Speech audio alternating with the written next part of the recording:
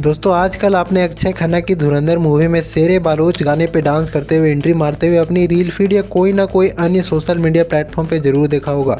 लेकिन क्या आपको पता है अक्षय खन्ना की एक क्लासिक एंट्री जो इस मूवी में डांस करते हुए की है, ये इनकी खुद की है या ये भी कॉपी है। With no hate movies to good, और खास करके अक्षय खन्ना के कारण ये मूवी में और तड़का लगा, जिसका असर बॉक्स ऑफिस कलेक्शन पे भी आ रहा है। हालांकि मूवी रिलीज से पहले रणवीर सिंह की कांतारा कंट्रोवर्सी के कारण मूवी की लंका लगने वाली थी, लेकिन मूवी की स्टोरी, एक्टिंग और अदर लीड एक्टर के कारण धुरंधर काफ़ी हिट होती हुई नजर आ रही है। अगर इस मूवी की सबसे ज़्यादा क्लिप कट होकर वायरल हो रही है तो वो है अक्षय खन्ना की एंट्री, जिसमें Ranveer Singh even lead actor होते हुए भी सैड एक्टर नजर आते हैं और फीके पड़ गए।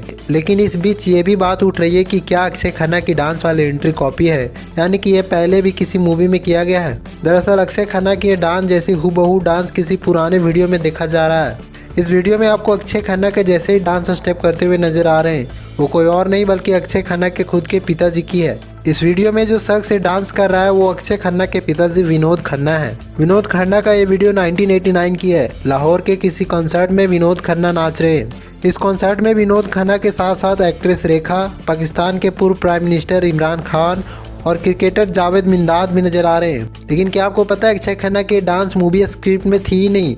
हाल ही के अक्षय खन्ना के धुरंधर के को एक्टर दानिश पंदार ने मीडिया से बात करते हुए खुलासा किया। दानिश ने कहा कि अक्षय सर ने उस डांस स्टेप को खुद ही बनाया था जो अब सोशल मीडिया पर वायरल हो रहा है। दानिश ने कहा उन्होंने यह सब खुद ही किया, पूरी कोरियोग्राफी चल रही थी और उसी के बीच अक्षय सर ने आदित्य से पूछा क्या मैं डांस कर सकता हूँ। आदित्य ने कहा जो मन करे। तो सब लोग डांस कर रहे थे और उन्होंने सबको देखा और फिर खुद ही डांस करने शुरू कर दिया और हम सब दंग रह गए। इसी के साथ साथ हाल ही के इंटरव्यू में अक्षय खन्ना ने अपने पिता विजय खन्ना को लेकर ये राज से पर्दा उठाया। बॉलीवुड अभिनेता अक्षय खन्ना ने हाल ही में अपने बचपन के एक बेहद निजी अध्याय को याद किया। अपने पिता विनोद खन्ना की आध्यात्मिकता यात्रा, जिन्होंने 1980 के दशक में अपने फलते फूलते फिल्मी करियर परिवार और शोहरत के पीछे छोड़कर ओरेगन के रजनीशपुरम में आध्यात्मिक गुरु ओशो के पास चले गए थे। यह स्वीकार रोकती उस मनोवैज्ञानिक उथल पुथल और अंततः स्वीकार की एक दुर्लभ भावनात्मक झलक पेश करती है, जिसने अक्षय के शुरुआती वर्ष को आकार दिया।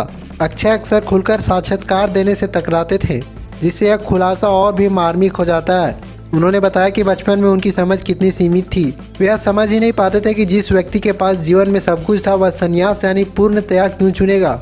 5 साल की उम्र में उनके पिता का निर्णय उन्हें अचंभित और समझ से परे लगा। रिपोर्टर से बात करते हुए उन्होंने स्वीकार किया इसे समझना असंभव था। किशोरी अवस्था में आते ही चीज़ें बदलने लगी। लगभग 15-16 वर्ष की आयु में उन्होंने ओशो की पुस्तकें पढ़ना और उनके विचारों को सुनना शुरू किया। उन शिक्षाओं ने उसे उस चीज़ में अर्थ खोजने में मदद की जो कभी त्याग के सामने प्रतीत होती थी।